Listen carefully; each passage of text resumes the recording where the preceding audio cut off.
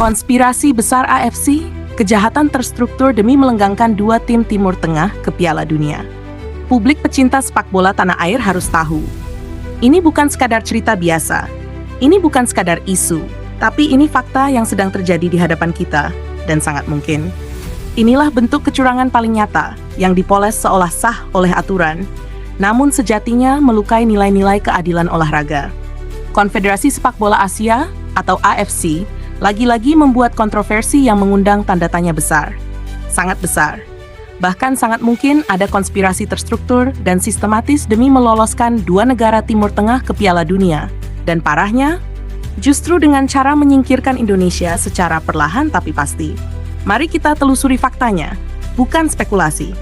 Sebelum putaran ketiga kualifikasi Piala Dunia 2026 dimulai, AFC menerbitkan satu peraturan yang terdengar adil dan masuk akal.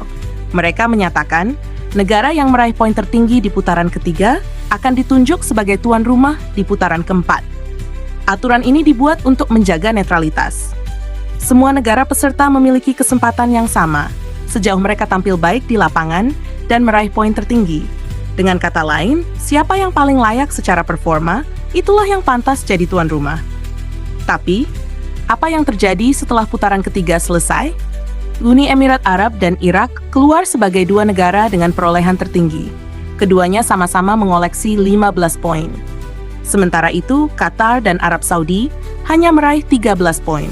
Artinya, secara aturan resmi yang dibuat sendiri oleh AFC, maka yang paling berhak menjadi tuan rumah di putaran keempat adalah Irak dan Uni Emirat Arab. Titik. Namun apa yang dilakukan AFC? Tanpa penjelasan mendetail, tanpa transparansi, mereka tiba-tiba mengubah aturan. Bukan lagi mengacu pada perolehan poin tertinggi, tetapi mengacu pada ranking FIFA. Dan siapa dua negara dengan ranking FIFA tertinggi dari 6 besar peserta? Benar, Qatar dan Arab Saudi. Hasil akhirnya, Qatar dan Saudi ditunjuk sebagai tuan rumah, padahal mereka kalah poin dari Irak dan Uni Emirat Arab. Sebuah keputusan yang, bagi banyak pihak, sangat janggal, bahkan cenderung mencurigakan. 4 negara, Irak, Uni Emirat Arab, Oman, dan tentu saja Indonesia, langsung mengirim surat protes resmi kepada AFC. Mereka menuntut agar aturan awal diberlakukan kembali. Aturan yang menyatakan bahwa siapa yang meraih poin tertinggi, maka merekalah yang berhak menjadi tuan rumah. Tapi, apakah AFC mendengarkan? Tidak. Alih-alih mempertimbangkan, AFC justru langsung mengumumkan bahwa Qatar dan Arab Saudi adalah tuan rumah resmi putaran keempat. Bahkan setelah gelombang protes datang dari mayoritas peserta, keputusan ini membuat banyak pihak bertanya, apakah ini murni keputusan administratif atau memang sudah dirancang dari awal? Sebab, jika keputusan ini dibiarkan, maka tim-tim lain sudah dirugikan sejak awal. Tim-tim yang telah berjuang dan tampil luar biasa di putaran ketiga justru tak mendapatkan hak mereka. Padahal jelas, 15 poin lebih tinggi dari 13 poin. Namun semua itu diabaikan.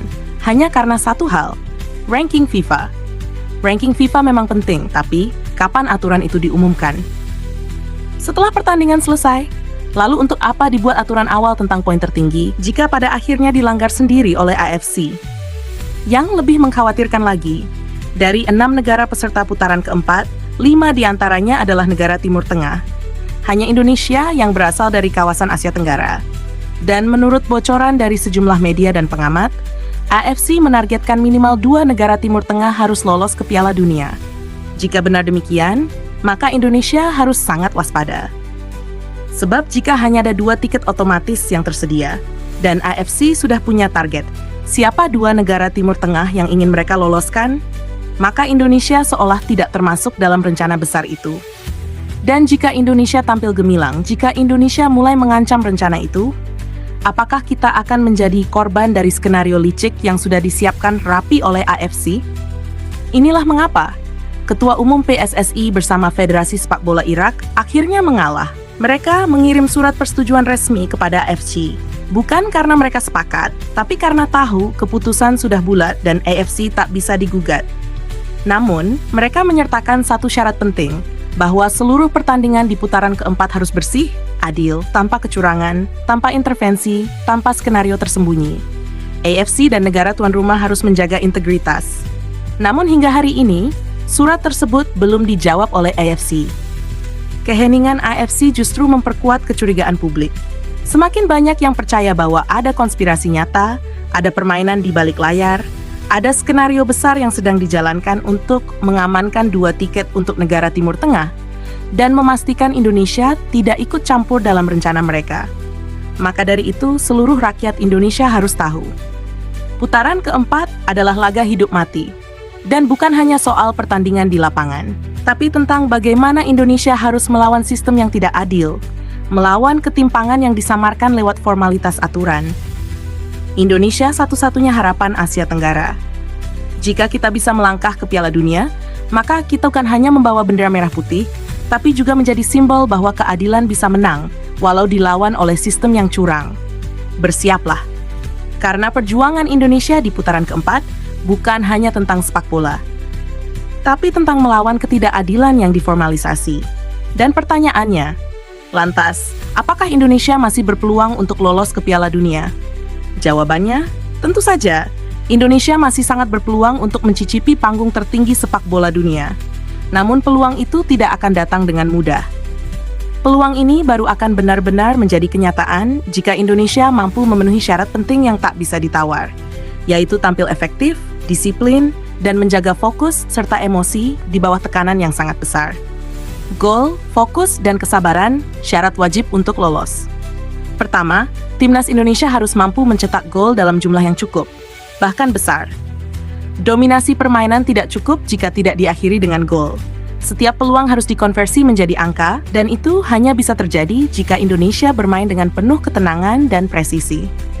Kedua, lawan seperti Qatar akan menggunakan semua cara untuk menjatuhkan mental Indonesia. Kapanpun pemain Indonesia menyentuh pemain Qatar, wasit sangat mungkin langsung menghukum. Tapi ketika pemain Qatar melakukan hal serupa, justru kerap dibiarkan. Ini bukan asumsi, ini fakta yang sudah pernah terjadi dan menjadi pengalaman pahit yang harus diingat kembali. Terlebih jika insiden terjadi di dalam kotak penalti, maka itu bisa sangat membahayakan Indonesia. Situasi seperti ini kerap memancing emosi dan merusak fokus pemain kita. Pemain harus tenang, jangan ada yang mudah tersulut emosi. Seluruh pemain Indonesia harus menjaga ketenangan. Lawan akan bermain untuk menjebak mental, bukan hanya strategi.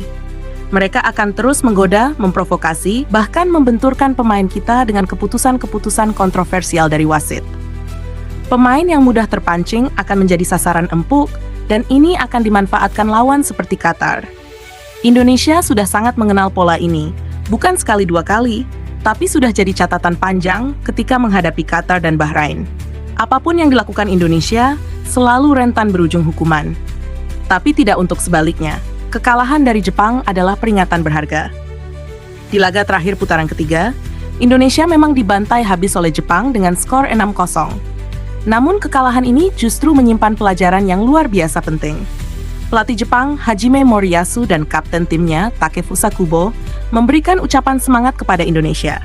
Mereka berharap Indonesia bisa memperbaiki diri dan bersaing di ronde keempat demi meraih tiket ke Piala Dunia.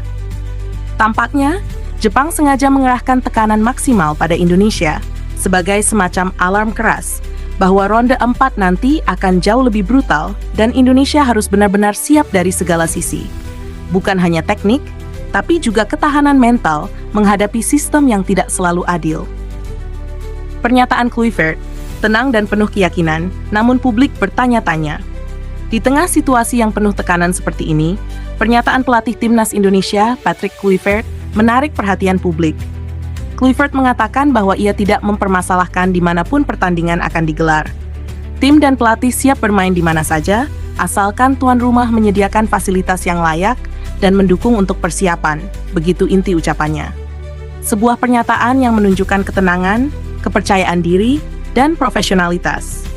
Namun respon publik justru berbeda. Sebagian besar masyarakat Indonesia mulai mempertanyakan apakah Patrick Kluivert sudah benar-benar mengetahui tantangan non-teknis yang akan dihadapi Indonesia, terutama jika harus berhadapan dengan tim seperti Qatar. Bukan soal kesiapan bertanding. Indonesia dianggap sudah siap menghadapi siapapun dari sisi teknik. Tapi yang dipertanyakan adalah, apakah pelatih dan timnya benar-benar paham bahwa yang akan dihadapi bukan hanya 11 pemain lawan, tapi juga sistem, keputusan wasit, dan permainan di luar lapangan yang kerap tidak berpihak kepada kita.